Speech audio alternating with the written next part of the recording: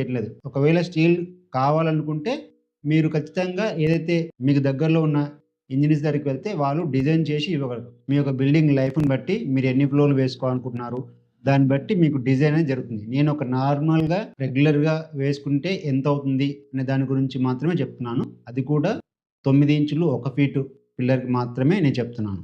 ఇందులో ఎలాంటి concrete ratio వేస్తున్నాము అనే దాని గురించి చెప్తాను. ఇకపోతే ఏదైతే నేను ఇంతకుముందు ఫుట్టింగ్స్‌కి M25 గ్రేడ్ తీసుకోవడం జరిగింది. ఇక్కడ నేను కాలాలకి M20 గ్రేడ్ తీసుకుంటున్నాను. ఈ M20 గ్రేడ్‌కి ఎంత మెటీరియల్ పడుతుంది అనే దాని గురించి మీకు చెప్తాను. మీరు ఒకవేళ ఈ గ్రేడింగ్ ఎలా వస్తుంది అనే దాని గురించి తెలుసుకోవాలనుకుంటే నేను లాస్ట్ వీడియోలో కూడా కొంచెం ఎక్స్‌ప్లనేషన్ చెప్పాను. అది చూడండి. నేను ఇక్కడ మీకు ఎక్కువగా సాగదీసి చెప్పాలనుకోవట్లేదు.